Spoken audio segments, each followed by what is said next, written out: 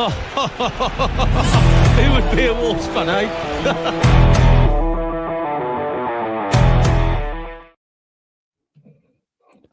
Hello, everyone. Welcome to Wolves Fancast. We got to be bare on the bones at the minute. Today, for people listening, it's me and Luke, Daisy. So the Fancast squad is getting smaller than the Wolves squad. Yeah. Oh wait. Well, yeah. It's a good point. I mean, you could say that we've been asset stripped. Like Ben, Ben was our Helder Costa, and he was sold. Yeah. And then we lost Gully. So what was Gully? It was Gully our Killman. Who would Gully be? Well, hang on. We've got 40 seconds that he's been mentioned here. Look, the Holy Ghost already. Let's just say Killman anyway, just because he won't. Yeah. So what? That probably makes you Matt Doherty. Matt Doherty of the Fancast. Yeah. Well, yeah, it's perfect because you were good 10 years ago. You went away for a bit, and you've come back and you're still a bit shit. So. Oh, mate, longest serving Fancastian. Yeah, you probably are actually. Yeah, because I 100% am. Yeah, but you are. It depends if you count the blip. Yeah. If we're counting the blip, then Thanos has won. So you've been on longer than Rich, ain't you? No. Rich was on first. I'm sure he was. I'm sure Rich was on original Rich, not Giant Rich. He was on first, and then it was me, Pricey, and Hoops. But then Hoops disappeared. Hoops got blipped, and then you went as well. So I'm probably the longest running now. Like concurrent. Yeah, so I'm the longest concurrent one here, who's still here through the pain and the trauma. Someone do this for us. It's too much. It's too much like hard work figuring it all out. I'm sure I've done 14 years. 2011 I started. Yeah, so I was plucked from the blogging world at the start of our return to the Championship, all right, because then a couple of years into that was the Mary Berry thing at Brentford, and that was on the podcast rather than a blog. So it probably is, yeah.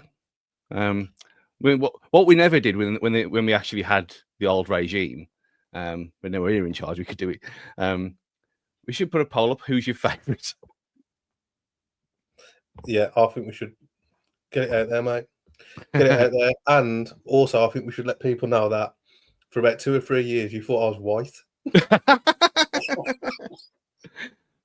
Yeah, for people who did it when we used to do this in person. When this is how good the game is, just we're freestyling. Yeah, when I used to listen to it when I was just a fan of the show, I thought nothing of it, and I thought when you form a name of FIFA Beast. Embarrassing. I mean, do your kids know about that? Do you used to call yourself FIFA Beast online? I don't know about online, but you know, when my son was 7 and I was beating him like 18-0, I'd let him know. I was beating my chest. Well, these kids are got to be beaten every now and again. Yeah, of course they have. Of course they have. They need to learn. This is a problem with the world. It is. But yeah, so when we turned up at where was that place? It was Luke's old. No, it wasn't other Luke, was it? No. It was Rich's one. It was Rich's place of work that we probably shouldn't mention.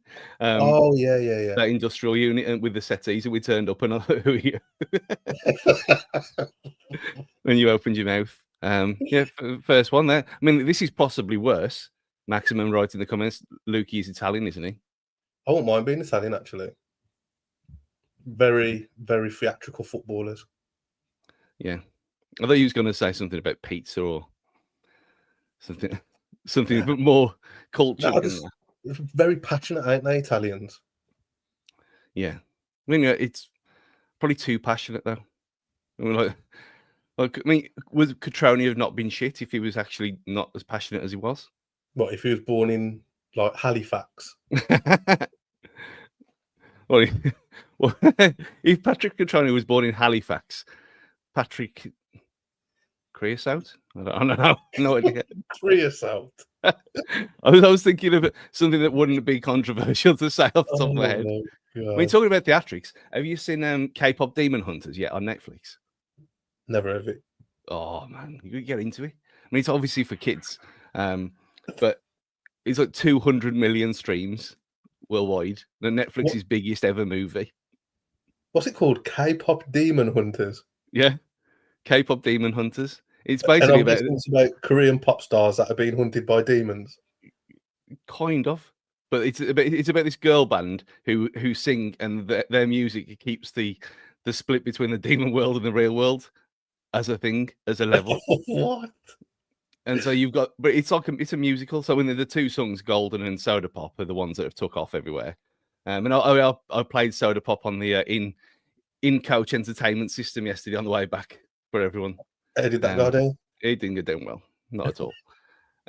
But the K-pop part of it is the boy band, who are Korean in origin. They are demons, and they're kind of fighting back with annoyingly bubblegum like pop songs that gets in your head. I've seen it once. Like proper catchy ones. Yeah, proper catchy ones. I mean, we're not talking Gangnam Style. It's all in English mostly. I mean, there is no cage fighting this week, Mr. David Hopper in the comments. Can we just make this a live episode of cage fighting rather than talking about wolves? I mean, I don't know what Andy's doing, so who knows? We've only got 5 Nicolas Cage films left as well, by the way, Luke. I still want to do a cage fighting episode so I can talk about all the films that I haven't watched. Because I feel like it would infuriate your fan base. Probably. Yeah, I mean, I don't think Ed's watched hardly any of the films either. He's just listened to us moaning about half of them. How did that even come about? How the hell did Ed find the cage fighting podcast? Well, the fact that he's Ed in the comments, he normally is. Ed, if you make yourself known, if you are, put your hand up. Anyway, I that's think... a 7-minute introduction. So I think let's talk about Wolves a little bit. But what I will say is, if you're watching, just bang some messages in the comments or some questions or some discussion points. It doesn't have to be about football, just anything, just to help us to wing this podcast tonight. I mean, we have got structure. We have got graphics for people who are, for some reason, watching this nonsense. But yeah, the game is there to be talked about, and we'll get into that in a second. I mean, Kung Fu films is one here. Maximus, right? I used to watch a lot of Kung Fu films. The best thing about Kung Fu films is the dubbing and how they move to the dubbing. That's brilliant. Well, and like how then it was parodied in Police Academy. Yeah. And they kind of made a living out of it. What was the Bruce Lee film? Enter the Dragon? Yeah. I watched that quite a lot of times, actually, when I was a kid. It was a good one. Yeah, there's things that you've just watched through osmosis as well. And you look, well, I haven't seen it. And then you watch it again. Like things like The Usual Suspects and stuff like that. Like people say, I haven't watched that. Well, you probably have. Or The Sixth Sense, and you know everything about it anyway, so there's no point. But The Sixth Sense, that's the I See Dead People, isn't it? Okay, spoilers for a 30-year-old film, yeah. Is that like against film podcast etiquette? Yeah, I think it's. I mean, we should do an episode on how long is a spoiler. I mean, if it's out within a 5-year radius, I'd say, just because you get streaming and then you get dodgy box and everything like that. Everyone's got the chance then. If it's after 5 years old, film within 5 years of it being out, you can't moan if someone spoiled it for you. Yeah, I mean, we've mentioned Thanos already, and even if you haven't seen Avengers Endgame, you know what that means. So is that big lad with the rings? Are you? Yeah. And talking about Jeff Shee, I mean, David Burns has dropped the tone already. What's happening in the closed season with the dressing room? Sorry to mention Wolves. See, I think the players are just wising up to what's going on behind the scenes and just thinking, fuck it, what's the point? Yeah. What is the point? I mean, you look at that lad from Girona, he's, can have some thinking time. He's thought about it and thought, nah, no chance. What must players like World Cup year as well, João Gomez and Andre, what must they be thinking? Well, Gomez has lost the plot. He's took all his hair off. Well, he's not lost the plot, has he? He's welcomed the he's welcomed his natural state, as you all will eventually. I mean, you mentioned it. I mean, so we'll get to there with the lineup. Obviously, there's not much change there, other than John Arias coming in after his brief cameo of the week. But was there any shock to you other than the obvious there in midfield? No, not really. It's not like we've got a lot to work off at the moment, is it? No, it's borderline annoying, really.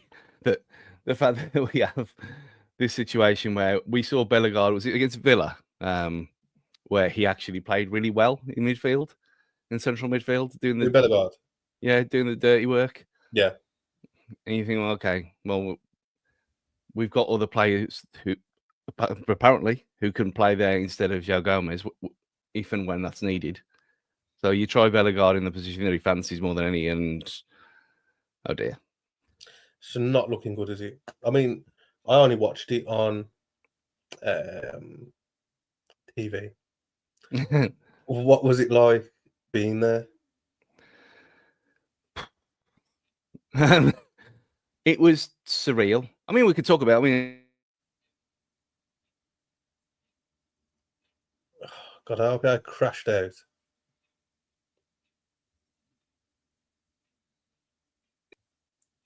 did I get Stewie, kicked still out? there? Yeah. So you glitched out. Then I thought I was on my own. All by myself. Yeah, we went to Poole yesterday, rather than Bournemouth or Ringwood where we've been before. So a couple of decent pubs there. Nice little microbrewery. They're like 12 of their own beers up. Obviously £6 a pint, but get what you pay for. Decent. Down south, are you, mate? Yeah, exactly. You're paying the tariff. But sorry to our American friends on tariffs. But the yeah, it was all right. It was all right place, and then we got back on, and everyone was all lubricated, and then the team news came out, and it was like, what?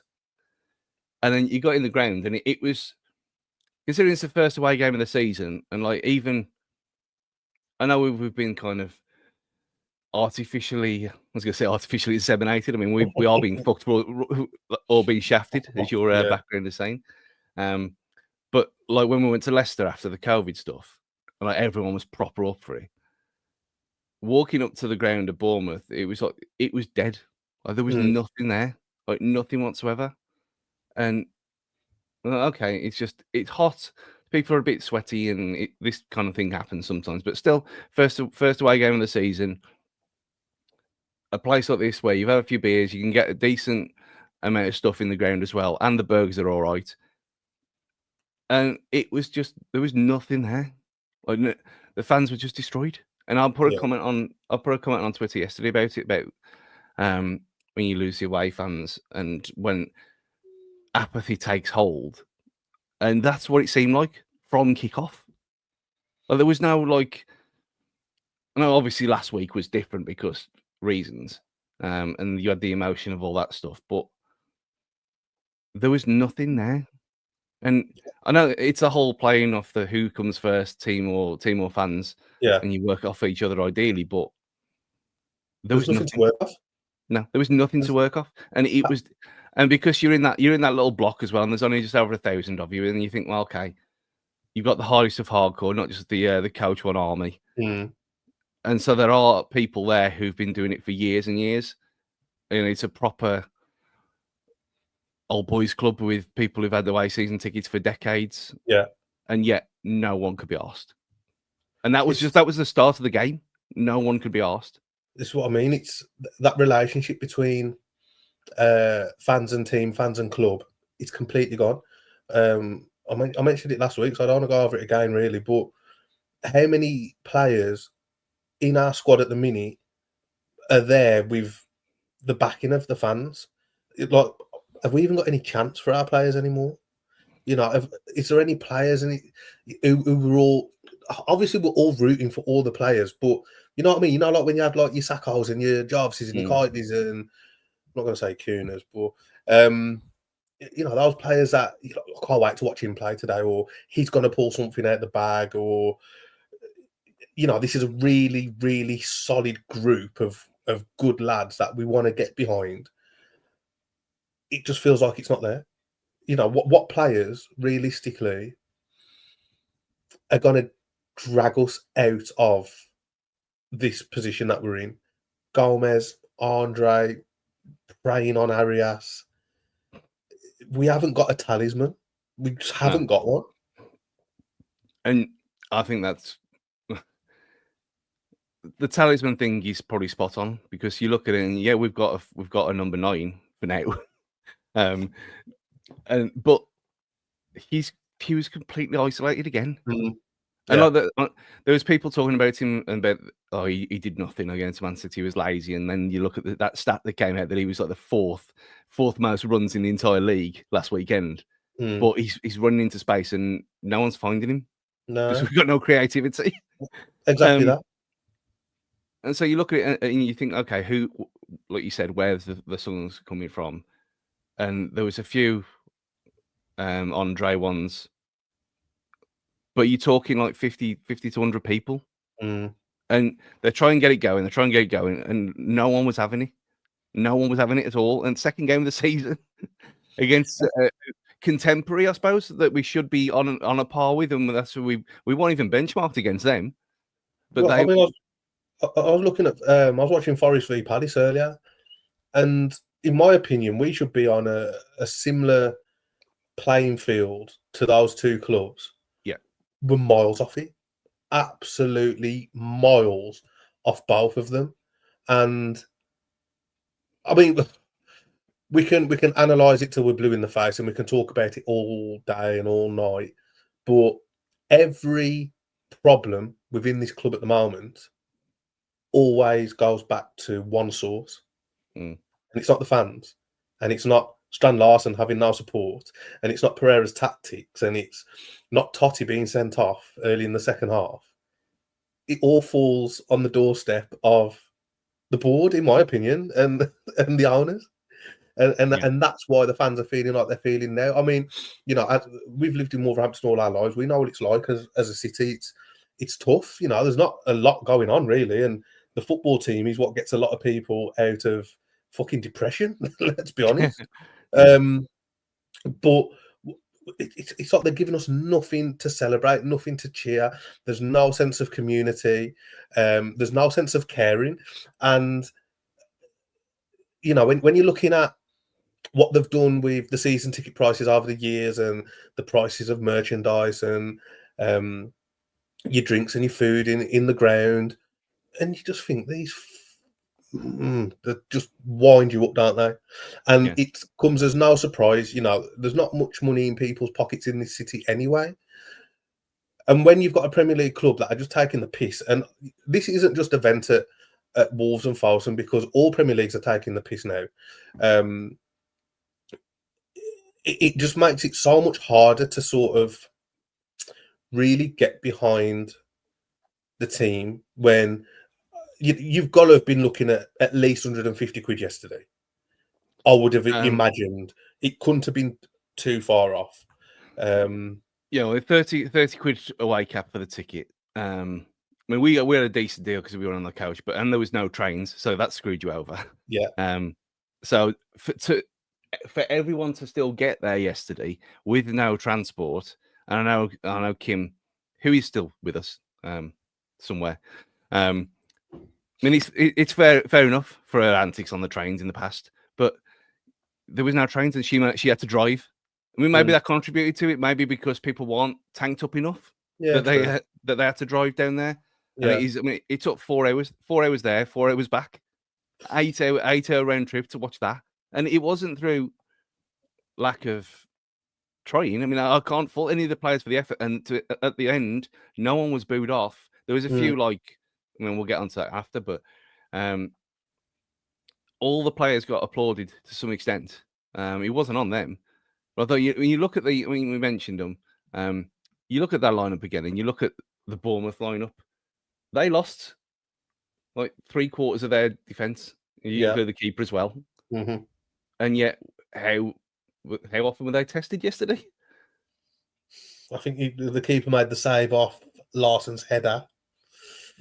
What else happened? Arias hit one wide.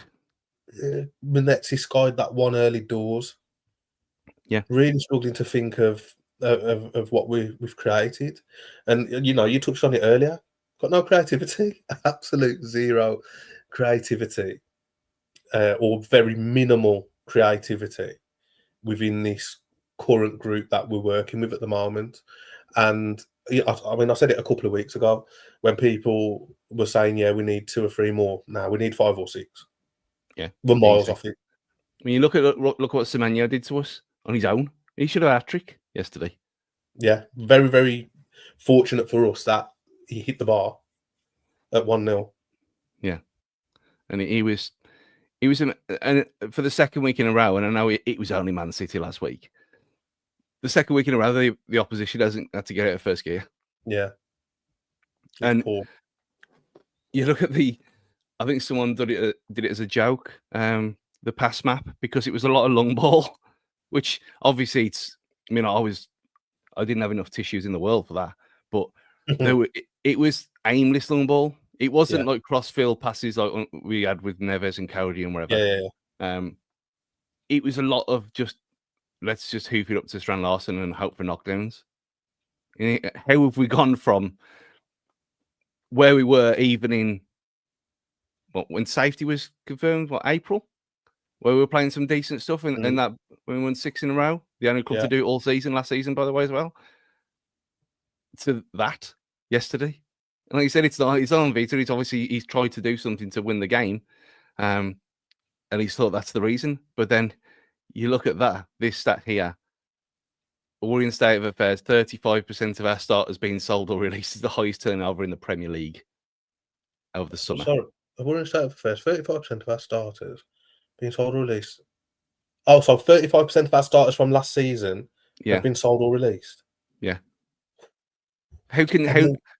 And replaced by what? Exactly. Who have we brought in? Okay, you know what? Let's give Arias the benefit of the doubt because he did look good in the Club World Cup. Lopez, I don't think. Does the manager rate him? I don't know. He's a project. Yeah, he's a project for 19 million quid that we don't have again. And we're not in a position to be working on projects at this moment in time. If we can build some solid foundations and look to be moving in a forward direction, then yeah, I'm all for projects and investing in youth and whatnot. But this season isn't the season for projects. I mean, Wolf, I think he had a better game yesterday than the 2 previous times I've seen him. But again, I'm looking at him and I'm like, you're just not the level, mate. You're not going to propel us forward. And, we're not talking about players that are going to propel us forward because we're looking to push into Europe now. We're talking about players that are going to propel us forward from bottom of the league to 16th or 17th. And, I just don't think he's at the level. So I think the one thing that did it for me yesterday, there's 3 or 4 minutes left. We've got a free kick on the edge of the box, and you've got Hugo Bueno with fucking Ampadu standing over it. This is what it's become. And I'll even go as far as say I was a fucking hater on Sarabia. But you'd take him in this team and this squad every day of the week at the moment, especially over that set piece at the end. Yeah, of course you would. When you mentioned Wolf going forward, I think that was his problem yesterday. That's why Hugo Bueno came on, because he in his announcement video, we're not bashing them too early. It's an observation before people start. He's I'm someone who gets up and down the pitch, and yet he hasn't done it at all yet. And when he has done it, he's been up the pitch. He hasn't had the ball, and and when he has, he's turned back. And okay. We've brought you in for a reason because they didn't trust Hugo Bueno, and then Hugo Bueno's come on, and he's done okay. Yeah. And Wolf is not an upgrade on Bueno.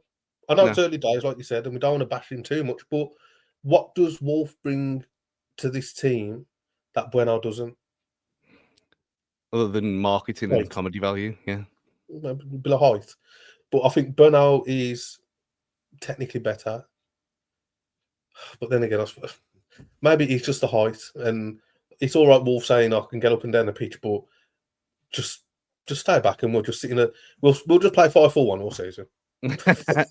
Yeah, we might actually do that because it's just. I mean, that's why we're wearing all black today in mourning, because there's people have written the season off already, and I can't blame them.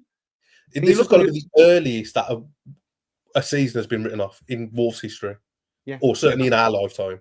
Because even we go back to that graphic that that Wiggy WWFC put on Twitter yesterday, the worst Premier League team, Dave Jones season, Mick McCarthy, Terry Connor, and the current. Dave Jones 27%, McCarthy Connor 33%, and this season he's winning with 40%. And you look at that and you think people have given up this early, that they're ranking this team worse than the one that got back after 19 years or whatever it was on the blanket in the first place. And how far off the place was we that season as well? Yeah, and we have to have been battered by Blackburn and then Charlton and Chelsea. Yeah, and we're vastly underprepared. Again, no fault of the players until fucking Paul Jones turned up, and then that was guaranteed. See, I nearly C-bombed them, but then realised I've got to edit it later. But that was that one. Under McCarthy, no one could really. We got away with it the year before, hadn't we, against Blackburn on the last day? And then you think, okay, well, we've invested sensibly, as we thought at the time, with Roger the Drunk and Jamie O'Mara, and you think, okay. And then that went horribly wrong. And that team did collapse and was a joke. Yeah, double dip. But this one, after 2 games, feels worse. I just don't see who's going to drag us out the mess. Who's going to grab the game or the games by the balls and run the show? It's just so hard to see at this moment in time with this current group. I just feel we're miles off it, and we're miles off it when we don't need to be miles off it. I mean, again, why have we left it so late? Okay, yes, we have made some signings, but surely our squad could have been up and running by now. We're in a position where we're saying, okay, there's a week left of the window. If we get another one in, it'll be a bonus. But we know what we're working with. It's good to go. And there's also that mad stat as well about us only winning 1 game in August. Yeah, in 7 years. So obviously they're not learning from mistakes and lessons, which surely as a business, that's got to be a massive concern, because as a business that they will make mistakes. Everyone will make mistakes in life. It's a fact. It's going to happen. But then for me, it's how do you recover from those mistakes, and what learning do you take from those mistakes to implement new systems and strategies and operations to ensure it doesn't happen again? But to have won 1 game in August in 7 years just shows that this ownership group just isn't learning. And it's the worst performing out of all 92 clubs that have been in for that amount of time in the entire country. And I bet it's by some stretch as well, ain't it? I don't know what the stretch is. I don't know. I just know that that's the stat that our August performance is worse than every other club in the country combined in league football. There's a comment here from Soy Leverage. 2 games in, so let's see. Went to the window shuts and see where we are. And I think we're fed up of doing that though. We was doing that 4 seasons ago, 3 seasons ago, 2 seasons ago, 1 season ago. Why are we still doing it now in 2025? Make no sense. Yeah, I think that's the problem with it. It's in an ideal world. I mean, we don't have any faith in 8 days' time. Are we going to bring 6 players in? No, we might bring 2 at best. Yeah. Or it's the sacrificing. We talked about this a few weeks ago. Wasn't it? It's the sacrificing of August and part of September every year for the sake of a few million in wages saved. It's and it shows. If you look at that yesterday, and you look at Everton's performance today in that in the Hilldick, and you think, well, is it new stadium bounce? Is it the Grealish factor? He was class as well, by the way. Yeah, he did have a good game. they could rip us apart next week. In Everton. So it just shows how far we've fallen. You know, you look at that group of clubs: Everton, Palace, Forest, Brighton. Who else would you chuck in there? Who else in this box for second league? Forest. Those Palace, five club Bournemouth, yeah. Those 5, 6, or 7 clubs that at the moment they're head and shoulders clear of us. And I think I've got a funny, sneaky feeling Leeds and Sunderland are going to pull away from us as well. Yeah. I know Sunderland lost against Burnley, and that's one of them weird anomalies that happens sometimes with promoted clubs, so that they beat each other. But Sunderland look good against West Ham. And again, I know it's only West Ham, but another comment here. I think they just said we've been poor in August, and that included the decent teams we've had. Fair point. Clearly, we do our business late and always have. We do. Is it a sustainable business model moving forwards? That would be my question back to Simon. Yeah. Is it a sustainable business model? I mean, you talk about them two seasons, the good seasons. Everyone had been bought in already by the time the season started. When we signed Rui and Giammattino, I think Dendoncker came a bit later, didn't he? But he didn't even play till Christmas. Yeah, he really struggled to get in the team, didn't he? Yeah, for a while. But it hasn't worked for the last few years because we've had to bring players in January to save us for the last 3. And that's what you're relying on when you do things like this. And I know a lot of teams are doing the same thing. Like a lot of teams are moaning, and a lot of managers are moaning that they haven't bought anyone in. You wouldn't put it past these owners. We know who'll talk to each other in their evil managers and their evil owners' WhatsApp groups. Are you still telling that the FA are going to investigate Palace for that banner? You're joking. Yeah, it's under investigation because they're saying it's questioning him, and it could be liable. You know what? Everyone's shit scared of that Forest owner. How do you say his name? Marinakis. Yeah. Everyone is petrified of him. Like he's on some proper gangster shit. He is, because everyone is petrified of him. Thing is, if it wasn't Forest, I'd kind of appreciate it.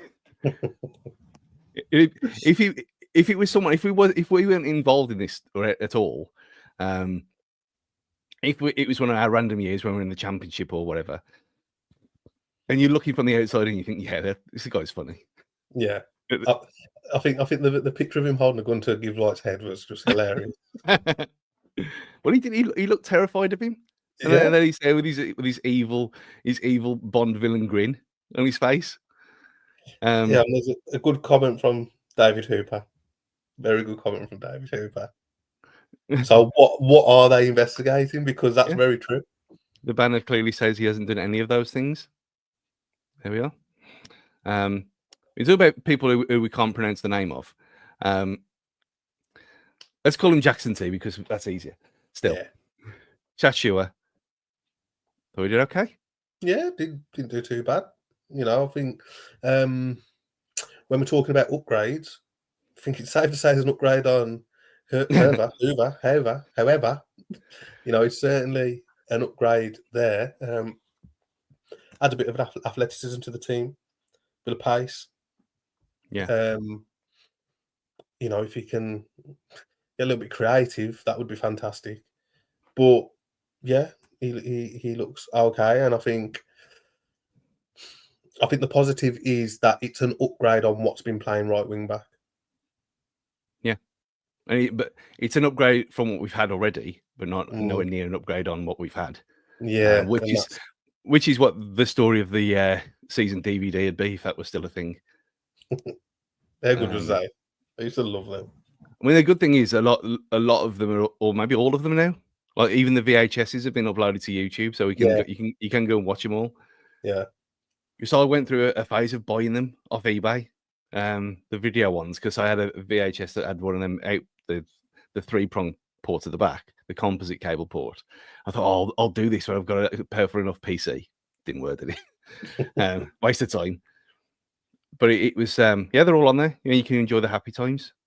But you look at the happy times in Agbada yesterday, and you said how he got the rating that he got.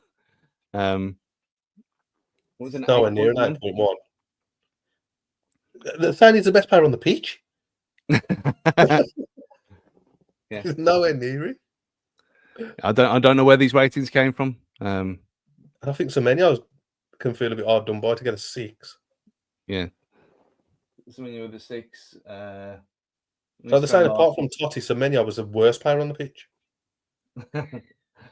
Yeah, Tyler Adams 7. Shit house. He fouled Bellegarde for their goal as well. Well, if we're talking about fouling for goals, that Man United joke today. Oh my god, ridiculous! If you're gonna do things from corners, fine, crack down on it. Yeah, depending on the badge, of course. Still, yet again, it's 2 weeks in. Premier League is not corrupt. Yeah, spelled out correctly. But yeah, I didn't think anything of it at the time. It was only when people started talking about it in the group chat that I even considered it when I watched it back later. But it was the hospital ball to him in the first place from Agbadou. Yeah. Who's against Oldham Short. He was better yesterday than he was against Man City. I mean, he couldn't be any worse. But that's still our first choice defense since no one else is coming here. And you look at the reaction today of how bad he played for Girona tonight. Yeah, well, that kid twisted him inside out, Danny, for their second goal. Yeah. Imagine if that was Doherty, how badly he'd be destroyed all over Twitter today. I've got a small feeling, and again, I'm not a fan of. No, not that I'm not a fan, but I would like to see upgrades on Doherty. But I think he could end up being a really big player for us this season. Who? Doherty? Yeah. I don't get the problem with him. He was absolutely solid there last season when he moved into the middle. Just because it's Matt Doherty, and a lot of people don't like him for whatever reason, and never liked him anyway. Even when he won Player of the Year at left back, he's just one of them people. No idea. But yeah, he's rarely put a foot run, even though he's not playing in his position. He's making that position his own. I wouldn't be that fussed if he stayed there all season. Honestly. I think it's quite a natural move for him as he's getting older as well. Moving more central, further back, because he's absolutely brilliant in the air, isn't he, Doctor? Yeah, he's very, very good in the air, and obviously he can play. You know, you can play through him. Brings a lot of experience.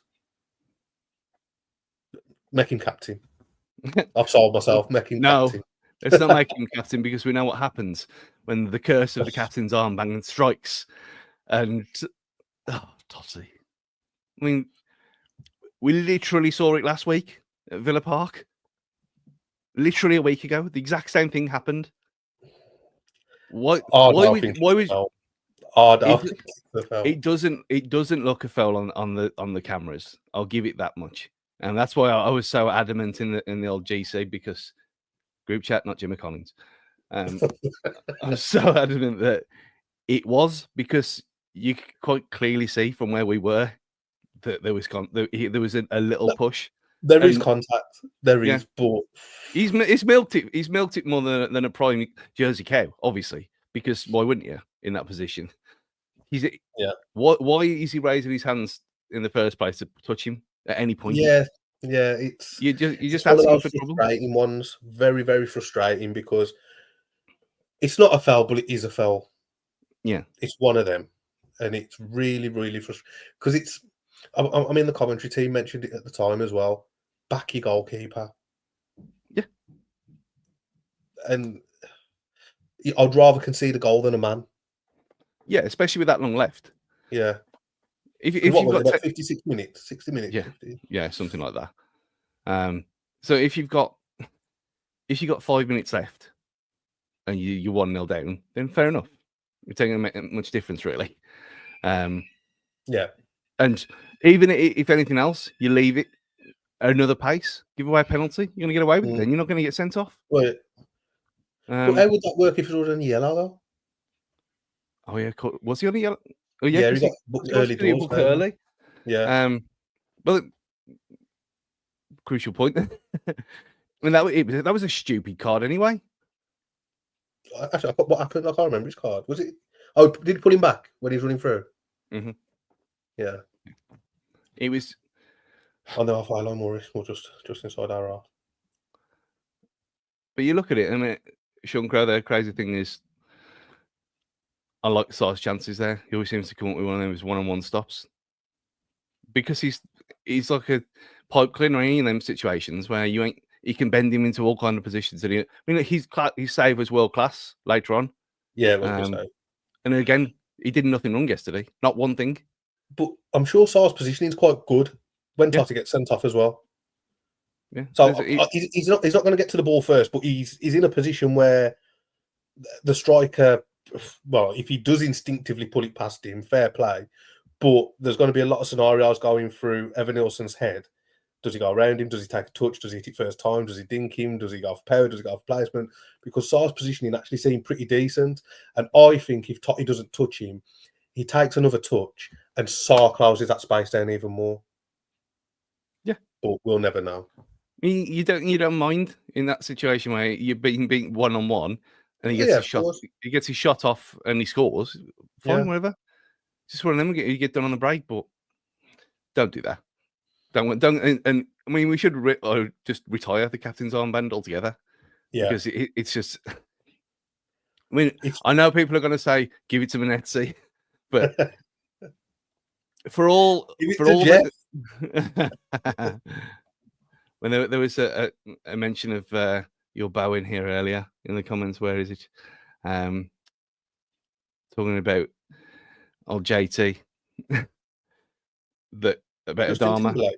Yeah. Please be better than Adama at crosses from right wing back.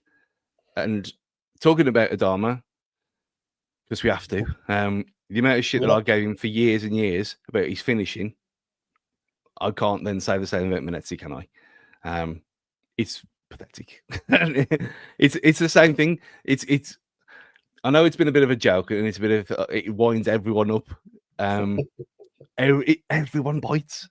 I know he's shit as well. It's okay. I know he's shit. This is the thing. I don't actually want to buy a Manetzi t-shirt. Available on the Fancast store if you want one. I don't want one, but he's bad. But again, he's playing out of position because of these fools. And yeah, it worked last year with Strand Larsen, and we know that he's running and everything. But his running off the ball is exceptional. His work rate is exceptional. I don't think he's as bad as people think he is with his feet, but he's not a striker. And when he gets in these positions, and he collapses every time. So it's frustrating because he does get some good chances, and he has done since his debut. But like you said, his finishing ain't great. Where would you play him? As an 8? Yeah, I think we talked about this a few weeks ago, didn't we? That it wouldn't be a bad idea to go 3-5-2 or 3-4-1-2, whatever, and just have him as an advanced midfielder and just let him run riot. Just let him go do what he wants. Because we're looking at it now. John Arias did nothing yesterday. He was very quiet, to be fair. I know there was people screaming when he got took off. Why are you not taking Manetzi off? I was like, well, what's he done? We're in this situation. Yeah, he did nothing.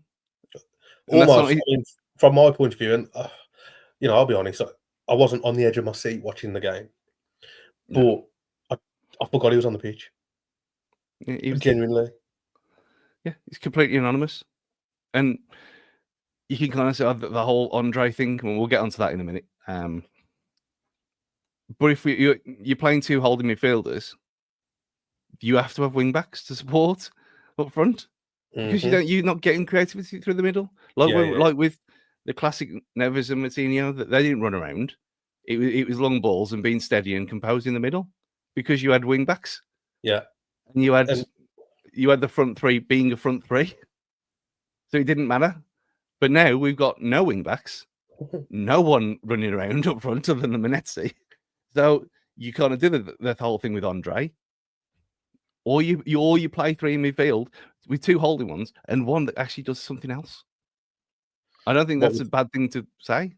Like, you could go Andre Gomez sitting and Bellegarde just in front of them. Yeah. That could work. But have we even got any more midfielders anymore after those three?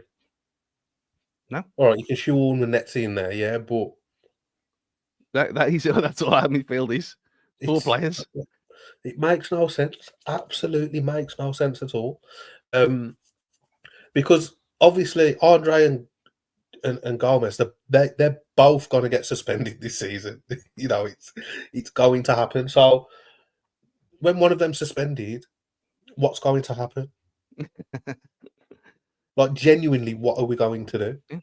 I think they will probably play there, or something stupid like that's going to happen. Like when Kevin Foley played in midfield for a laugh.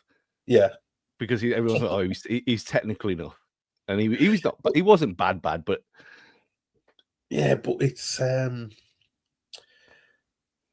mean, just imagine that midfield two of Bellegarde and Menezes. We don't need to, because we're going to see it at some point this season. We don't need. We'll probably see it tomorrow on Tuesday night against West Ham. It wouldn't surprise me at all if that's what starts the game. And we'll dip into that. We're 46 minutes already. We barely even talked about it. We'll talk about it now. And we mentioned it at the start, the whole thing about dropping Andre. And I know Teabag did it as well, but he was a fool. Positions are not a gift, Vitor said. I like Andre a lot, but I must push for him to be better. In my opinion, in training and in games, Bellegarde has been in better condition. As a statement, is he wrong? Well, it's a very big statement, and it's a big statement against one of our best players as well. But ultimately, if Andre isn't putting it in training, then you got to back the gaffer. Because, if Andre is getting away with it in training and then he's still starting week in, week out, then that just sends a message to the rest of the squad. And regardless of how shit we are, there's still levels and standards that we need to hit. And it's, actually, it's quite refreshing to hear that we've got a manager / head coach, whatever his term is, who wants to set those standards after we had that PE teacher and every day was frigging the 6 weeks. Because he was never in. So I'm all for, I don't mind that. Set your standards, have a little bit of discipline. And if you want to play in this team, you have to hit those standards. And if you don't like it and you're going to sort like a bitch, then just leave anyway. Yeah, very well said. I thought, to be fair, when he came on, he looked like he had a point to prove.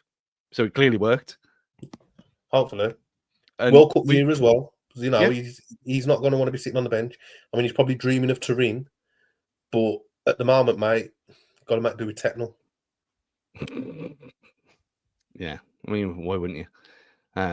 Although Techno pool season's going to be over soon, so he might be unhappy. Vito also said, own us key players. Wolves have ruled out selling star striker Strand Larson.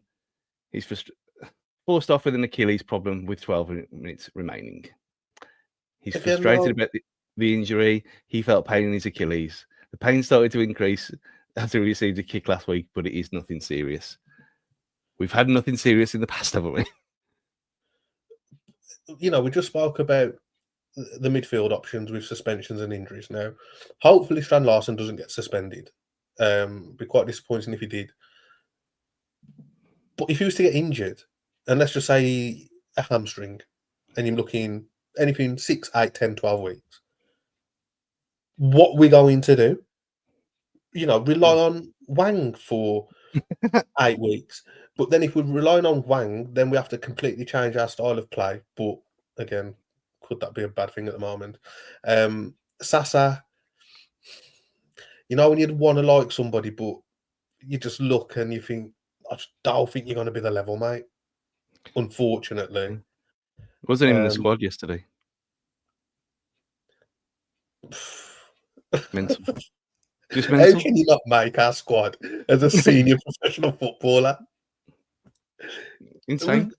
Because what is it, 9 subs? So you can name a squad of 20 on a match day. Have we got more than 20 senior professional footballers at this club?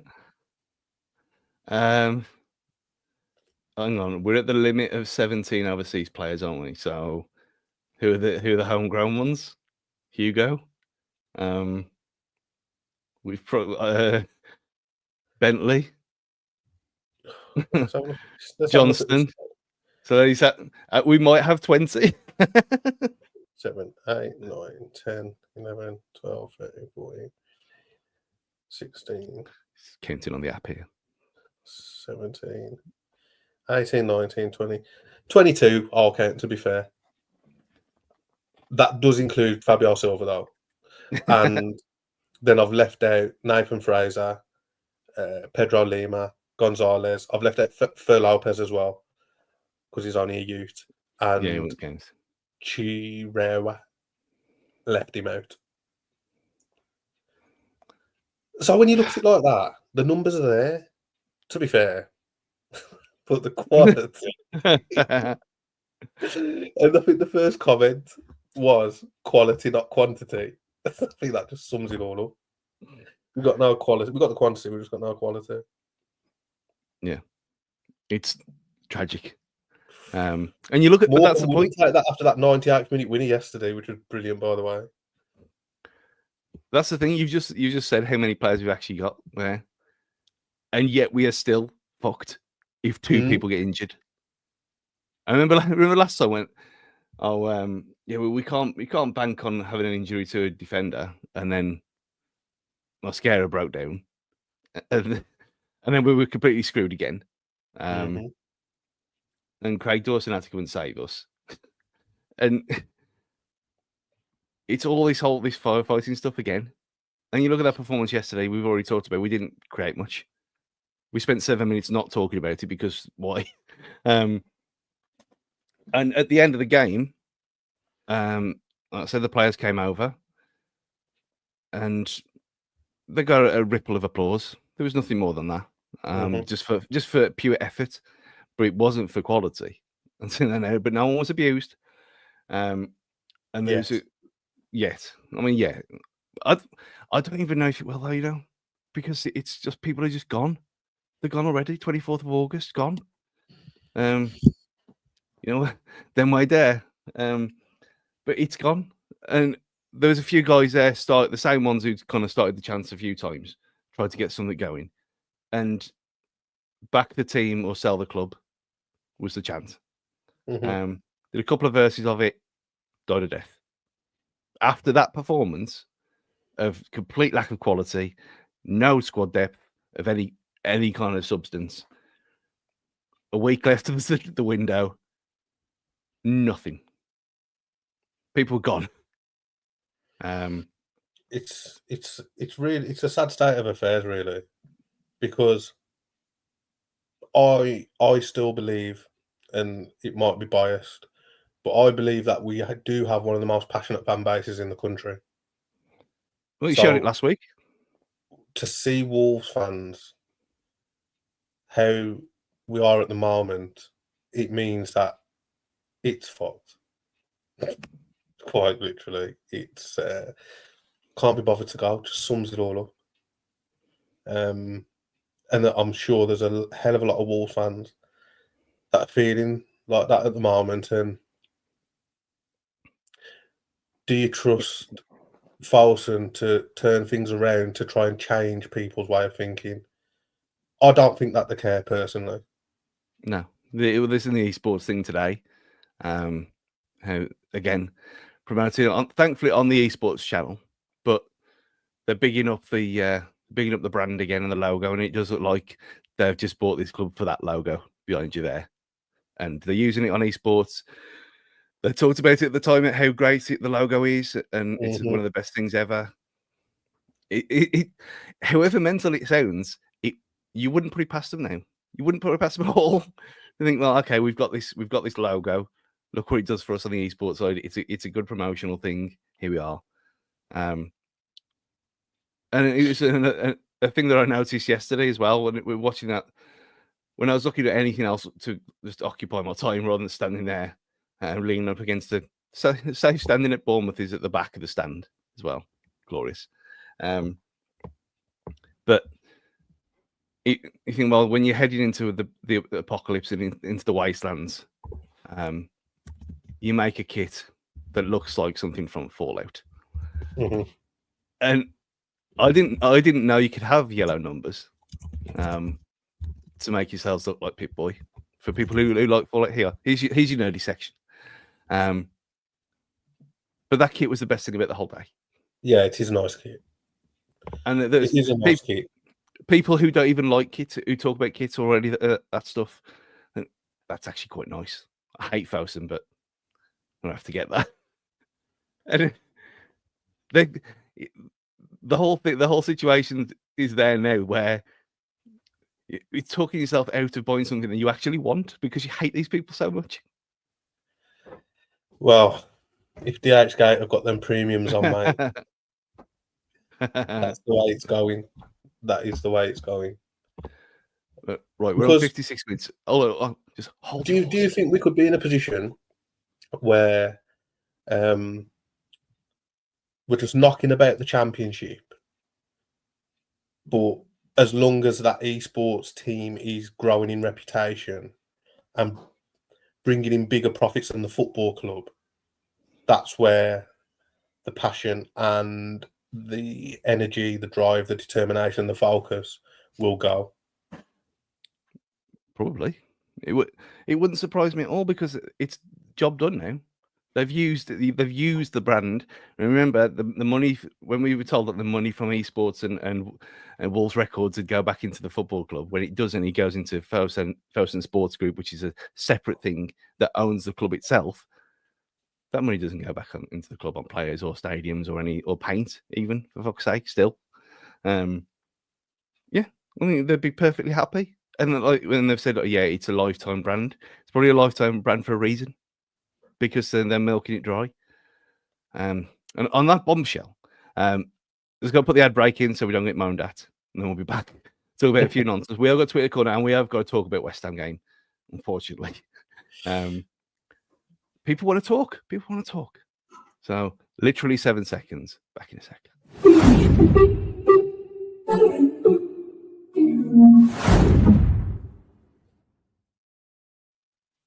There we go. Harmless. 57 for the edges. It's just, so where do you stop? How the hell have we got an hour out of this, and we've probably still got a third to go? Yeah, I mean, Kieran's put it in the chat here. A major reality check yesterday in Bournemouth to go from the passion, emotion last week to the reality of what we have to do to stay in the league. Yeah, I mean, Newey would have been on such a high last week that the game just was nothing because he had so much going on elsewhere. So today was probably, well, sorry, not today. The Bournemouth game yesterday was probably his first moment to like take a breath and analyse what's going on the pitch. And he must just be thinking, what the hell is going on? yeah. But anyway, let's go look for the cup. I mean, I'm guessing that I can't be bothered to go is about the cup game. Did you see that I had a message from West Ham fans saying, "Can we just all boycott this game, please?" on Twitter. And if any of them sad bastards even turn up, and fair play to you, you just wouldn't, would you? And I wouldn't go there. I'm not going in there anyway. I hate that place, but I wouldn't go there on a Tuesday night in the Carabao Cup. Not a chance. How many do you reckon they'll bring? 700? Nah, it's West Ham, eh? I still wouldn't be surprised if they sell the lower Steve Ball. And I don't think I doubt they'll have asked for both sections, obviously. But I wouldn't be surprised if they bring all of it. Just because they're gluttons for punishment. You look at them yesterday. Well, or Friday night. They actually look worse than us. Yeah. They look El Shittico. absolutely terrible. I mean, who's that goalie that got playing in goal now? Is the one from Leicester who got relegated last year? It's terrible. They've got no strikers. Look, I don't know. NSPCC will be on the line taking your kid there. But yeah, they look worse than us. And it just screams 1-0 West Ham after 22 minutes. Yeah, we'll equalise around 76, and then we'll lose on penalties 3-1.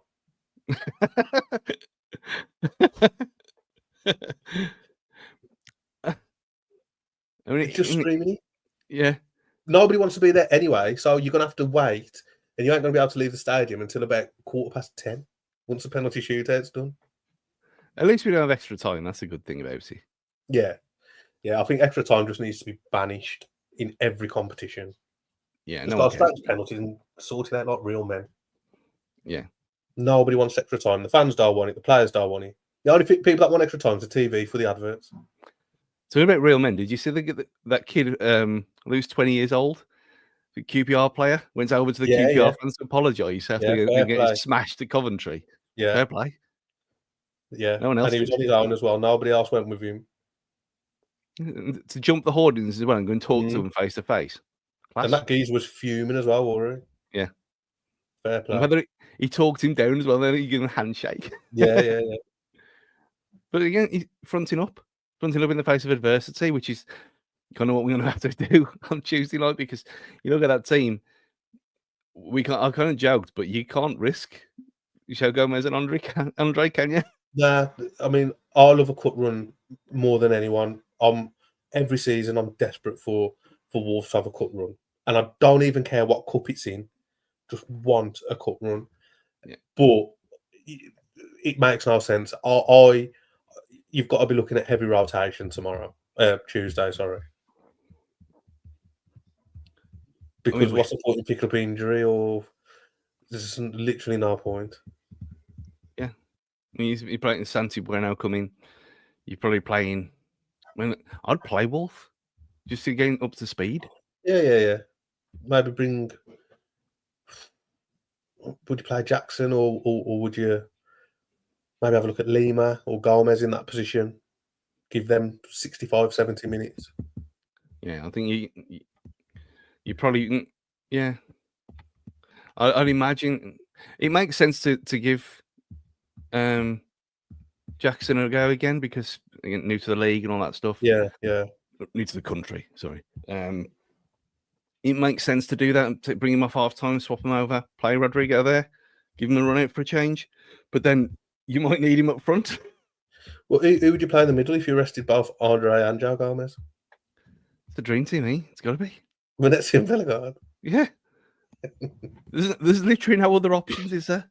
No. We can't even put the wild card there. We can't even put Agbadu in the middle, because we've already Totti's already suspended anyway, so we're already one down. So who's going to play? Is Doherty going to play there like he did in the friendlies pre-season? And Santi comes in on the right. You're already talking about chaos, and then you had Sam Johnston into it as well. Oh, well, that's the problem, isn't it? Because if we're rotating, either way, we're screwed in goal. Because the backups that we've got, they're both as crap as each other. I'd probably be more inclined to go with Bentley, because I genuinely don't trust Sam Johnston to be professional. No. Because he blatantly doesn't want to be here. Does he want to move that bad that if he throws a stinker, it will put any team off? I don't think he cares. Really don't think he cares. Someone's mentioned Alfie Pond. I forgot about him. And what a team that is from David. Tweedledee and Tweedledum. Johnson, Jackson, Santi, Muscara, Pond, Wolf, Tweedledee and Tweedledum, Rod, Jane, and Freddie. Rod's just some random geezer from the Legion. I mean, Mane's probably got a chance of playing, you think. I'll tell you who I'd give a shot to. Fletcher Holman. Yeah, I read my mind. Took that goal well the other day. And he's just backs. He's sometimes in life you just get natural goal scorers, don't you? And sometimes it doesn't even matter what level they play at, that they're going to score goals. And could he be that? Very early days, very early to tell. But wherever he's been, he's just scored goals. Yeah. I mean, I know that the obvious things to say, oh, look at Jamie Vardy starting and all that stuff. We're obviously not saying he's Jamie Vardy. But again, if you're scoring one league, you can score in another. Yeah. Until you can't, and then that's your level. And if you don't give the guy a chance, who the fuck else have we got? So I mean, Sasha and Strand Larson together. Strand Larson won't play because he's injured. Conveniently as well, so he can't go anywhere. But you probably see. Oh, imagine him. Imagine if your bow starts with his floppy nonsense, and he turns up to bag in the Carabao again. Who was that? Fabio. Yeah. Oh, that would be brilliant. That would be brilliant. He's but again, he doesn't want to be. What's going on with his transfer as it fell through to Dortmund now? Remember when I got all that shit for people for moaning about them not taking 20 million? Yeah. 2 weeks later, he's still fucking here. This is what I mean. So what we're going to do when the window shuts and he's still here? Yeah. Just have him sulking around the gaff. Yeah, and what do we do then? Extend it for another year so we can get 10 million next year. Oh, shocking. And what do you think about Strand Larson's mentality at the moment? Do you think all this Newcastle talk has turned his head? It didn't look like it yesterday. He tried when he didn't sulk. He didn't look. He didn't run away from the ball or hide. He was still looking. Like, look how Eze played for Palace last week. Played properly. Didn't piss about. Didn't go on strike. Didn't delete all his social media like Wisser has. Which is outrageous behaviour for someone of his quality. Bournemouth, they look very good either, did he, today for Man United? Who's already? And Bournemouth, no, he had a stinker. He had a stinker. No, these people got another level. And we were talking about it yesterday. Like, in any normal world, if someone offered 60 million, if you're making 35 million profit in 2 months, you take it all day long. Yeah. I mean, it wouldn't surprise me if they still do that anyway, because they are what they are. And you look at that, if you're selling for 60, you bite the bullet and get Fabio out the door for 20. That's 80 million recouped against the 160 lost for relegation next year. You know what I mean? You started thinking of these things at the end of August. I just think my concern is with Strand Larson, how much do the players understand about the club and what's going on at board level and the long-term, not the long-term future, but more so the long-term strategy of the club? How much do they sort of look into that and understand it? Newcastle Champions League football this season, It's got to be a head turner for anyone, hasn't it? Of course it has. And I wouldn't mind him. I wouldn't. From his point of view, you look at things that are going on here. I mean, I think they're living their own little bubble, and as long as they're okay, then I don't think they care much about management and all that kind of stuff. But when you've got Jeff Shit coming out last year with that thing, if trophies Wolves is not for you, and don't be sad, mate, and all the rest of it, it was everywhere. It was everywhere. So they're gonna find out about it. Yeah, it's gonna drip down. If someone mentions it around the canteen, what's this about? Oh, look what Mad Jeff said now. It's like that when you have a dodgy head teacher, and not dodgy in that way, But when you're someone who's a bit strange, and everyone takes a piss out of him, like a boss at work. It's like, oh, look what he's done now, the silly old bastard. True. It goes on. There's Yeah. no way that these players don't know what's going on above and what the reactions. I mean, you don't have to be there yesterday to see the reaction of the hardcore who went to Bournemouth on with no trains to see apathy aplenty. Mm-hmm. I mean, that's what I'm going to title this. That's the title of this show. They know, of course they know, and I wouldn't put it past him. If I said this 2 months ago, I would say no way, he doesn't seem the type. But for his own career, I wouldn't blame him if he went on strike now. Especially when we're in a World Cup year as well. And I don't want to keep bringing up the World Cup and trying to use it as excuses. But if he's got to be number 2 in line behind Haaland for Norway, hasn't he? And Norway will qualify for the World Cup because they've got a very good squad. But I'm going to assume, now my knowledge on Norwegian football isn't brilliant, but I'm going to assume there's probably another 2 or 3 Norwegian strikers knocking about who are pushing to be Haaland's reserve, essentially. Is he going to risk a potential relegation on his CV at the end of the season? Same for Andre and Joe Gomez as well, during a World Cup year. Yeah.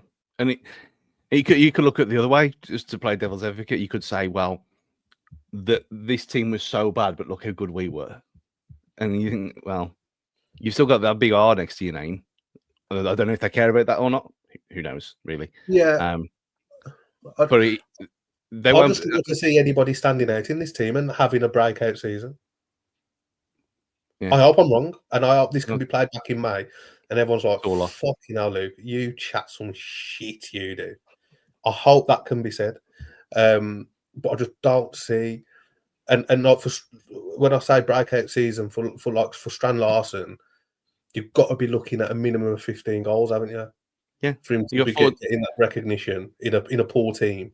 And then when we talk about Gomez and Andre, they've got to be dominating games week in, week out. So the talk is always about Wolves are in poor form, yes, but with Andre and Joe Gomez, there's always a chance. And, you know, this is how they've been performing over the last 6 to 8 games, and bring all the stats up and show how brilliant that they are. So there is that to it as well. And it's a very valid point. But is the Brazilian... No, I don't know how to word this now. And I am waffling. We got Twitter. If I'm a footballer and it's a World Cup year, and I'm playing in Holland for FC20, who don't really care about, it's just a means to an end for my professional football career, and I'm knocking on the door for St. Kitts and Nevis, even though I could, but let's just use an example. My head would be turning. 100%. Of course it would. Absolutely. And talking about turning heads, we'll turn to talking heads. We did ask for Twitter, the return of Twitter Corner. So we have got a few gems. Rob Cartwright. Sky just referenced upcoming matches and said Wolves v West Ham amongst other highlights on Tuesday. Define high. Snoop Dogg. So you got to be Snoop Dogg levels of high to be thinking that is going to be the highlight. But again, it's one of them, and it'll probably end up as fucking 4-3 thriller, because you just never know what's going to happen in football. But obviously on paper, there can't be many people salivating at the thought of watching Wolves v West Ham on Tuesday. The disaster derby, as it's been called as well. Early season pain, disaster derby. I mean, I went with Towley, of course, but since Snoop Dogg's now a Swansea shareholder, just why wouldn't he be? Hoops, never just you and Stu, dream team. Fair comment. Mitch Davis, what game week does Vita get sacked? Well, I was looking at Nuno earlier, and I did start pining for him a little bit, which is unfair because my issues don't lie with Vitor Pereira, and I still think that he's a good coach. I think he's a good manager. He's a good leader. He's just been dealt some fucking shit cards, man. He has, and again, there's people that will still want to back and praise Folsom, but this is the fourth manager that's been lied to now. Yeah. Like, that's a concern. It is a genuine concern. And remember how everyone was wanted to hang Guillaume Balaguer by his bollocks off a tree, and he was right. Yeah, he was right. He was. And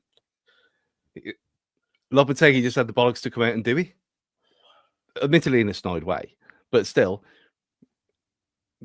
he backed himself. He said, "I ain't having this," and he walked away. And then he went to West Ham and still done better than Potter has.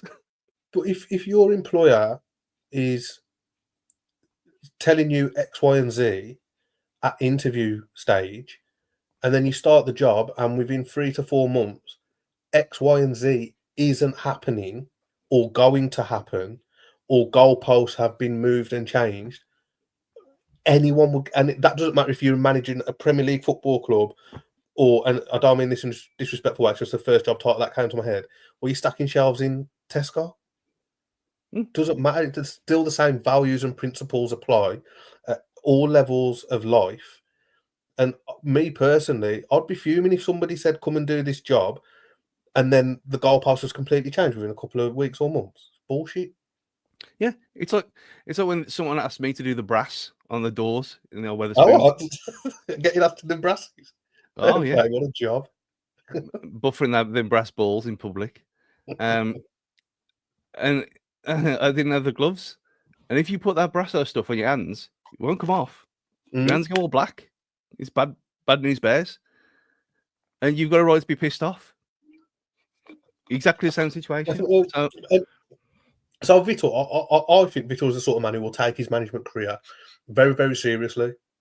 And, his stats, his records, his honours, he'll take that very, very seriously. And I think he's been led into this club under false pretenses. And I think the same happened to Gary O'Neill, the same happened to Lopetegui, and the same... No, I don't think the same happened to Nuno at the start. Definitely have to. But I certainly think once COVID was in and around, that's when the relationship changed. Yeah, and it's drove them all insane. As you look at what happened to Nuno during COVID. Yeah, obviously away from his family and whatever. He was never the same manager for us after that. No, he wasn't. Broken. You look at Bruno Lage. He did well his first season. There's another one. First season. Great performance. Was it 10th? That summer, fucked. Had a breakdown. Insane. Put Neves at centre half. Lost his job. Gary O'Neill. He had a mental breakdown and went crazy. Not had a job since. Lopetegui got out of there quickly. He survived. Yeah. Vitor, he openly said that he did his work in China and Saudi for money to provide for his family. Fair play. Yeah. So he's got his dream in the Premier League, and they're fucking it up again, like they always do. But again, Drew freaking.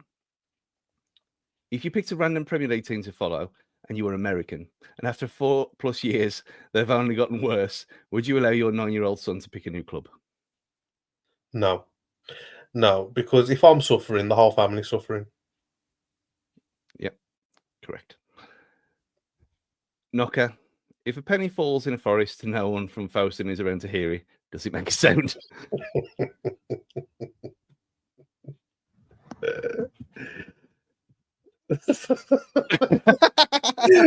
Yeah, what? It's just absolutely mental that he said that the penny has dropped.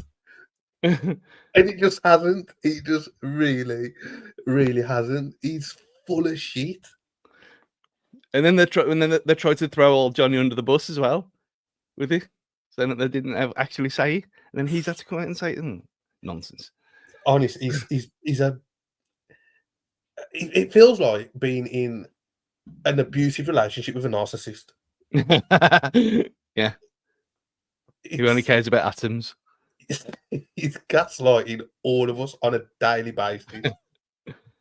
Oh no, he honestly he just winds me up so much. Like my frustration levels are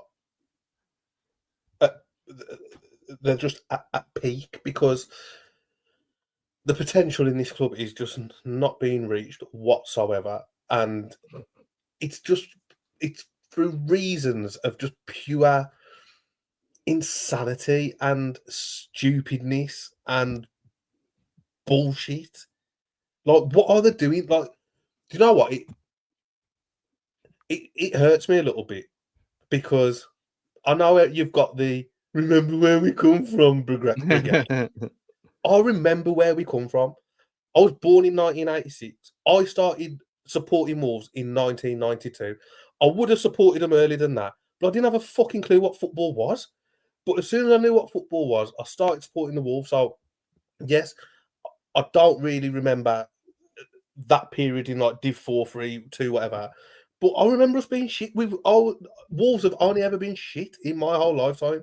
Now we're half decent, and we've got so much potential to kick on another level. Or we had so much potential to kick on another level 3, 4, 5 seasons ago, and we never did for reasons that made no sense. Like, Stu, that Folsom could have invested more than what they've done and still been safe. And 100. all they've done is lie, excuse after excuse after excuse. And it's like we're just meant to accept it. Yeah. Like, but nah, motherfucker, I've supported this club for coming on 33 years now. And in my opinion, you're taking the piss. And you're not just taking the piss out of me, but you're taking the piss out of the city and the community. And like, I'm sweating having this rant. Like, I'm pissing a sweat because it winds me up. It winds me up because there's literally no need for Folsom or Jeff Shee to act and behave the way that they've been acting and behaving. There's no need for it. And under what metric is there any reason for us to have regressed so much? Yeah, and there's a good thing here. At my name, spend the money, Fosun. Why are Wolves fans not going after Jeff Harder beyond a week chant? Because it's a different world now. You know, like, remember Burnley at home in the champ? Great, that was. You'll never get that again because it's a different world and it is what it is. And the demographic and the makeup of our fan base, it's different now. And I think that is part of the reason. And it doesn't help that if you say anything negative about Folsom, people just jump on your back. Remember where we come from. Go and fuck off and support them, not down the road then. And you just think you are part of the problem. Yeah. And they're part of the problem. In a way, I wish I was like them. I wish I was not as broken by this all. I mean, five games in 30 years I've missed at home. That's not normal behaviour. No, it's not. You're a freak. When it comes, no, but honestly, Stu, like, all jokes aside, like, you are sort of like the bread and butter of this football club. You know what I mean? Like, look at this nonsense. This is my actual house.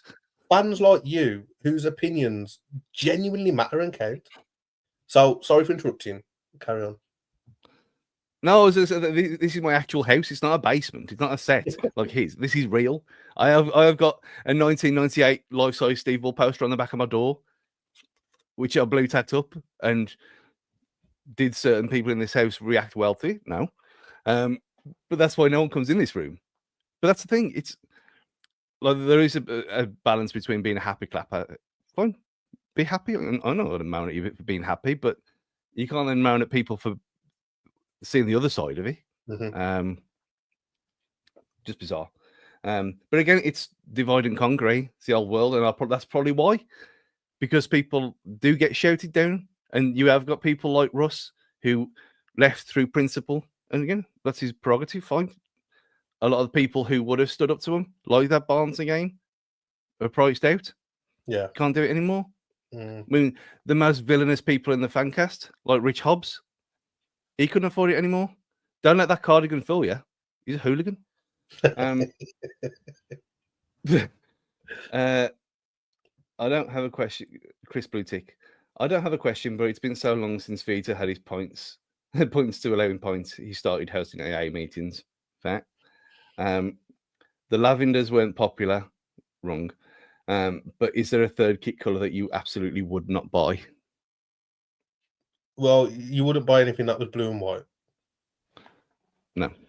Well, no, that Stripes. When we had the Colby was a bit blue and white, wasn't it? But obviously the stripes. No, brown kits never a winner. Don't think there's ever been a nice brown kit in the history of football kits. Not that there's been many. The Brentford one this season with the gold accents are not bad, to be fair. I've not seen it. Yeah. But even like with away kits, I think there's only 4 colours we should ever have for away kits, and that's white, black, the teal, and I know I just said blue and white, but you know that blue that we had in like '92. Yeah. It's like the blue that in the Fallout kit is that kind of blue in a way. It's just got yellow instead of black accenting. I might do that actually. You want to compare them later? Put them next to each other. Some Paulie have some nice brown kits. David Hopper in the comments there. Fair point. Not for me. That's Germany. Obviously, we're all waiting for pink. One day, our princess will come. Talking about our princess, Alex Moore, Hassan Kashtul or Marshall Monetzi? I'm going to have to back my boy Marshall. Sean Newton or Bellegarde? It's got to be Newt. It's got to be. And Lee Naylor or Wolf? Give me that Lee Naylor clip into the channel any day of the week. Which current player from Rob Cooper? Which current player would you have made captain, or which pre-2002, 2003 player would you bring into the team to help them now, aside from Steve Bull? Obviously, I presume in their prime. I think that's a really good question, to be fair. So, what we're saying, what player would we have sort of in our generational lifetime to come and get this team out of the mud? Yeah. Oh, do you know who I might go for, actually? I don't know if this is the right thing to say, but I don't know where he fits into our system. I don't think it's that deep. Bakary Sako. Yeah. Goals, assists, creativity. Gets you off your seat. Yeah. At that level, Adama with end product. That's what he is. Yeah. That's what he was. I love Sako. He's such a good player. Shouts for Don Goodman. You commentate at the same time. I don't know, because we're okay in central midfield. So my normal go-to would be Paul Ince, but it's actually not that bad in central midfield at the minute. Really, the problem areas? Probably maybe wing back. Dennis Irwin? Pre-2002. Yeah, probably. I mean, he was never faster, was he? I mean, you could get Mo Kamara back. Why not?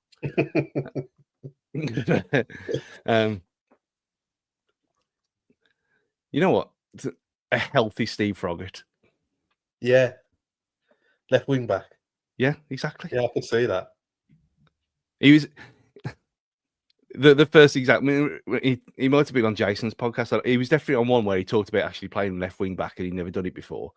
And he was actually really good at it. He was a good player, Froggatt was, to be fair. It's a shame that the injuries held him back. To death, the first version. Him and Tony Taylor. Yeah, obviously, probably Keane, of course. Yeah. But he'd just be sold again within a week, so it wouldn't count.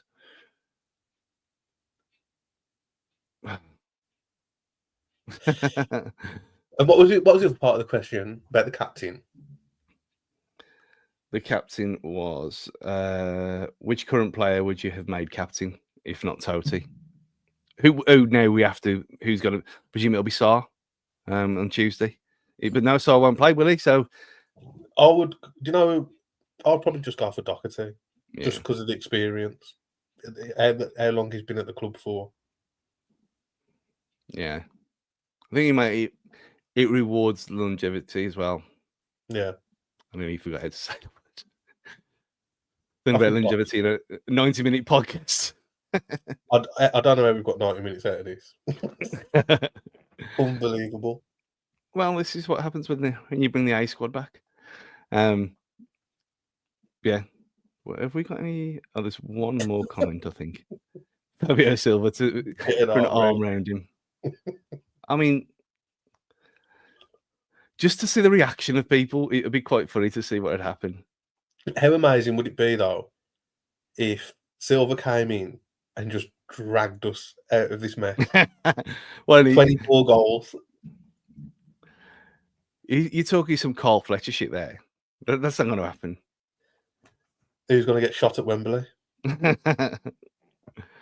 Well, who did get shot at Wembley? Was it? What was her name? Linda.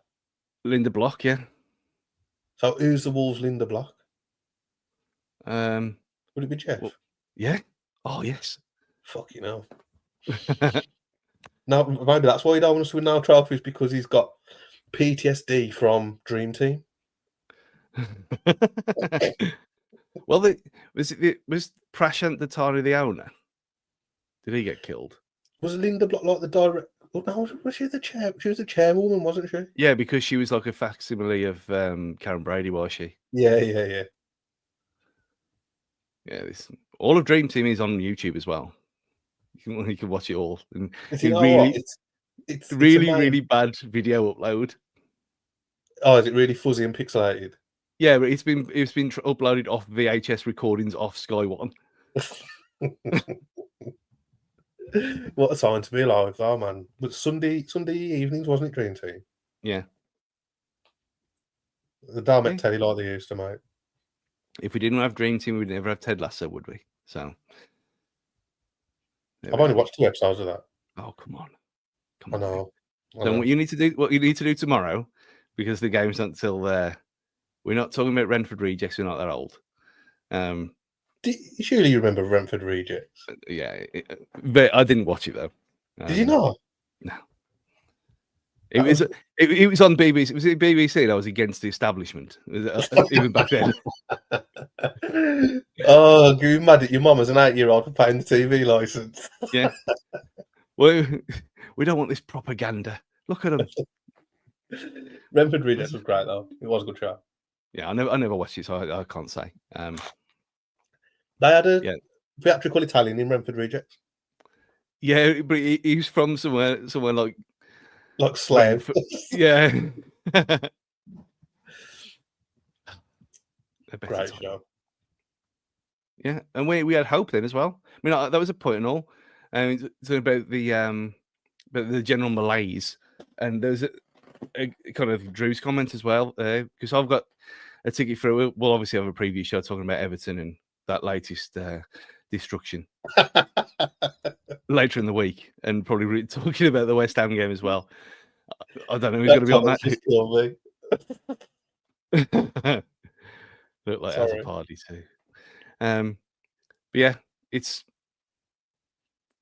sad times. And I had a spare ticket, so I tried to convince Ethan to go.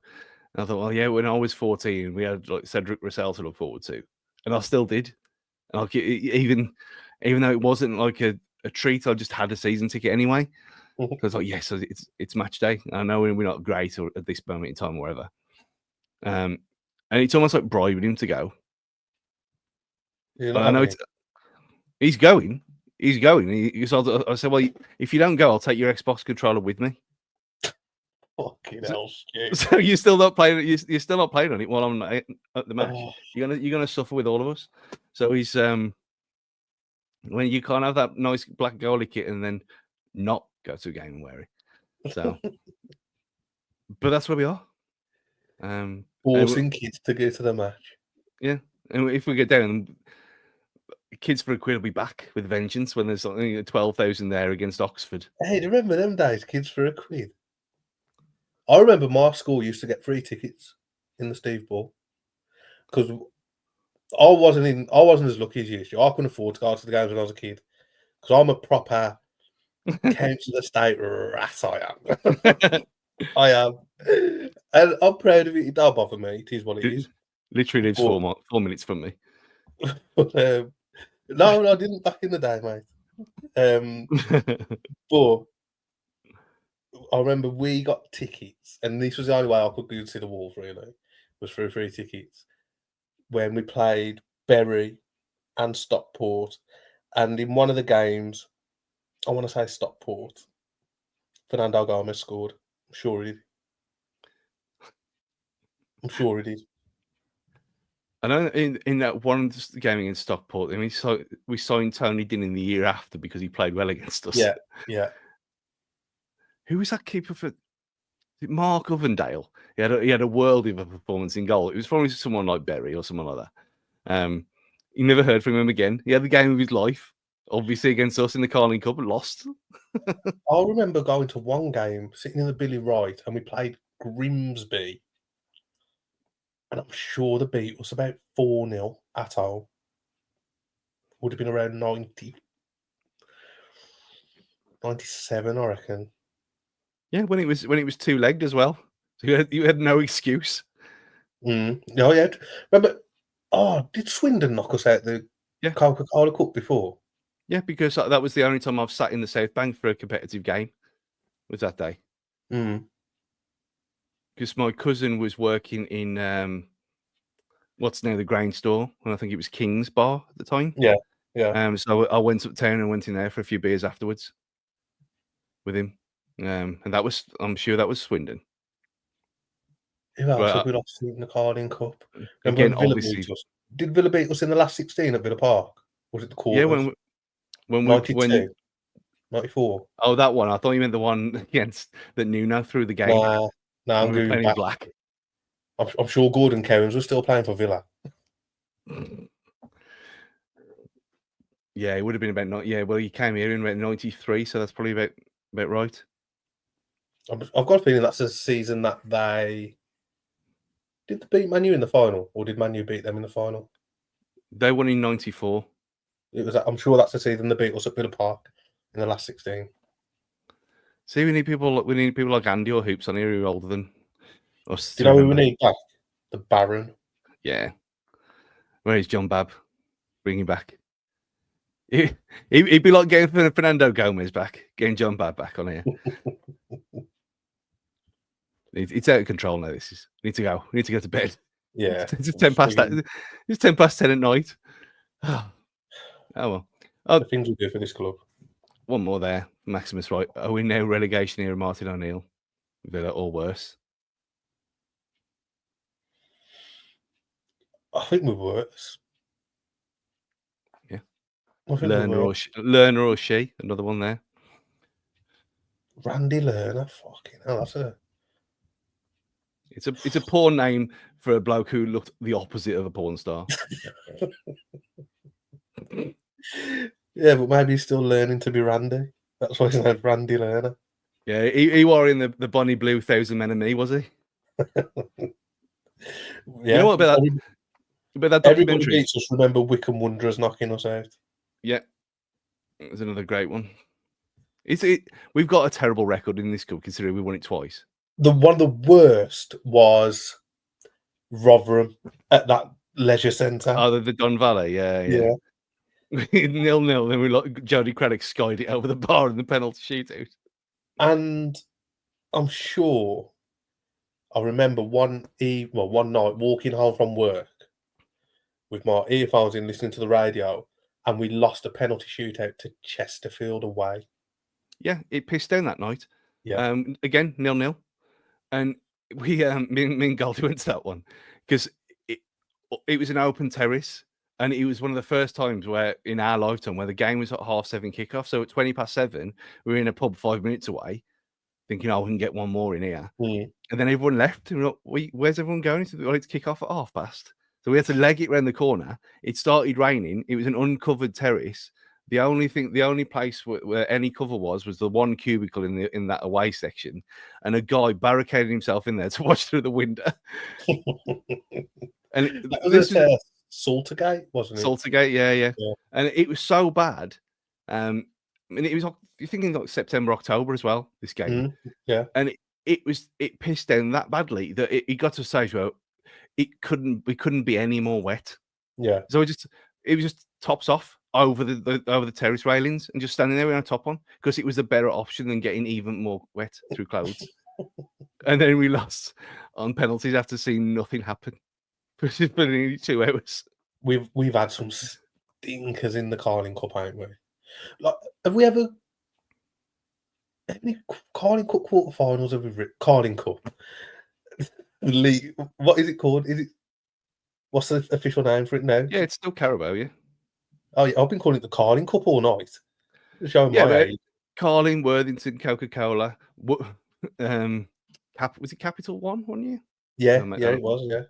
Yeah. Have we ever reached the quarters of that in our generational lifetime, or the semi? Never done the semis, have we? No, and it's 2 leg semis each, so you'd remember. Yeah. I can't think of it. I mean, we probably have.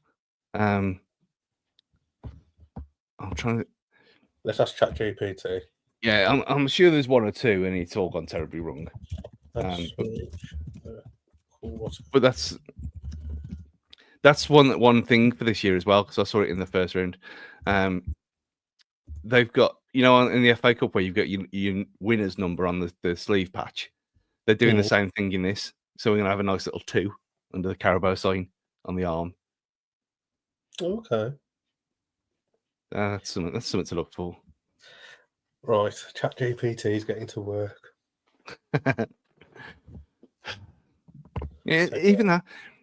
Looking at there was 6 options in that draw as well of places that I've never been to before. I thought, oh, finally, just 1 year, just once, somewhere bad, somewhere terrible. Like the Kassam's been mentioned here, where Oxford are getting a new ground. Of course they are. So that'll be one we've got 3 years left to go and visit. Still haven't done it. Do you know what, Stu? Sorry, but we are absolutely shit Wolves fans because we got to the quarterfinals in 2023. We lost to Forest on penalties. That was the quarters. Yeah. What? Drawing 1-1, lost 4-3 on pens. Then they played Man United in the semis, don't they? Of course they did. I was thinking of the other Forest game because we're playing twice. Quite quick succession, but as if we like literally 2 years ago. No wonder people get pissed off when people moan about Foulson because we can't even remember having a decent cup run 2 years ago. Yeah, and it would have gone to every game in that run as well. But to be fair, I have had a seizure and lost memory, so I've got an actual excuse. What's my excuse? I'm just a shit fan. Yeah. When your Atletico Madrid period, that's what your excuse is. Right, I have asked it. List our quarterfinal appearances. And now it's looking at 1973-74. Yeah, so winning. There won't be that many because... Yeah, 74 and 80. Jesus Christ, why the hell is this ChatGPT taking so long? Yes, because it's thinking, because there's so much data of our shitness that it's thinking, Wolves can't possibly do this bad. And it's second guessing itself. But that's what my uncle's seen 6 semi-finals, not 1 win. Bloody hell, when did your uncle start going? 60. Hang on, how old is it? How old would it be? 7. He's talking mid-60s, I'd guess. 6 semis. What are we on? We've had Arsenal, Watford. Are you? Yeah, the Arsenal one in 97. the Watford one. We nearly got to one, and then we lost our minds against Coventry. That would have been the last one. Yeah, that's what I mean. We've been up for the cup for so long for the last 10 years. We just cursed at it. It just winds me up. I just love a cup run.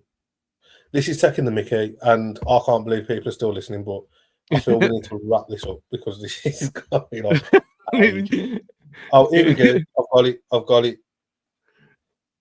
So, hold on, it's typing. 1, 2, 3, 4, 5 League Cup quarter-final appearances. 72-73 against Blackpool. Then we went out to Spurs in the semis. 73-74, we beat Liverpool, beat Norwich in the semis, and then beat City in the final. 79-80, Grimsby, beat Swindon in the semis and won the final against Nottingham Forest. 95-96, we lost to Villa 1-0. 22-23, lost on penalties to Forest. So that's pretty crap, really. I think in two quarter-final appearances in the League Cup in 40 odd years. Yeah. Well, 50 odd years. 79, 80, 45 years, Ali's only 45, 46 years. Crap. Bulls win a cup before the men do. Probably will. They probably will. Right.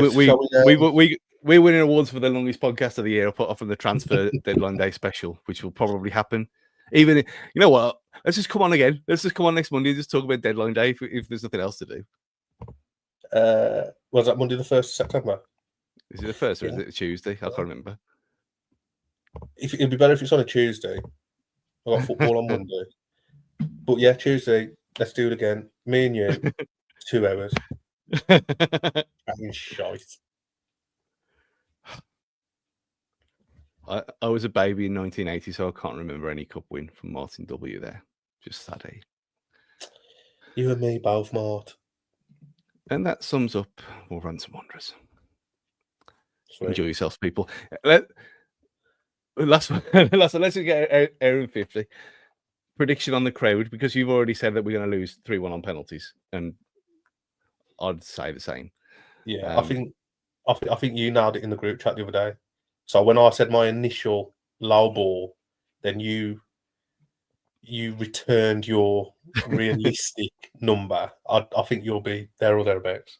About 15-ish. No, I said 15. You said 23.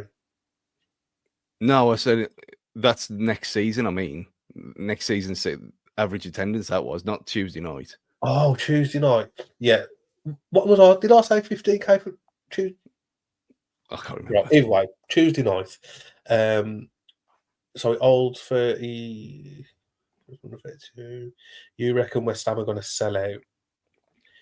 We'll have 24,712. I'd be amazed. But then again, I think it's going to be bad.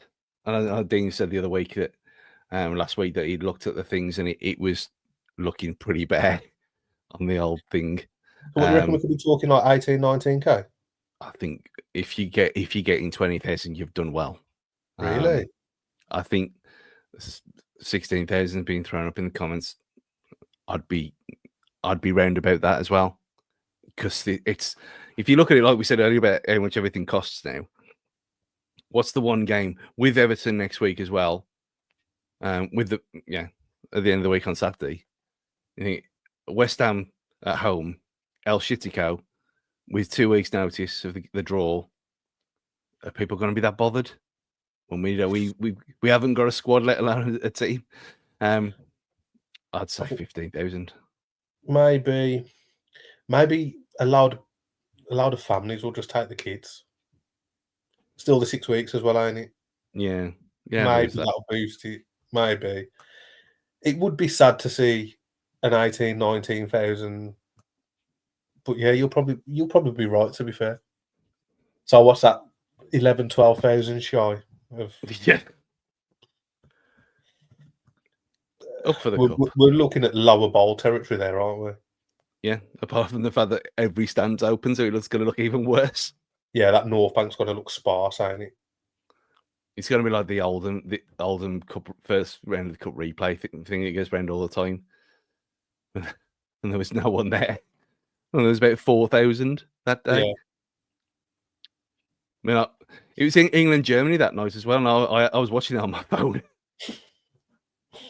It's well, however many's there, let's just hope the boys turn up, and we're in the act for the next round,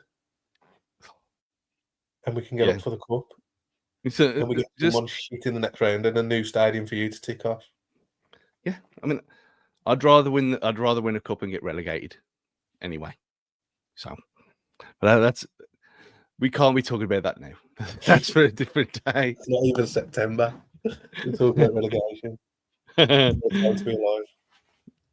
On that bombshell. Thanks for if people have listened to these. I mean, there's people in the comments still. Fair enough, and there's 1,400 people on the old I think in the corner. 1,400 people are watching this. That is mental. Sunday night. What else? You know why? Because there's no NFL. That's why. Oh, we're massive in America as well, now, are we? And Canada. Yeah. Exactly. Although none of them are in the chat today. Strange. Yeah. If you've listened to this, audio wise, quote some Hobgoblin Gold beer. Pint cans now in one stop. Respond on Twitter. Hobgoblin Gold. Goodbye, everyone. Goodbye.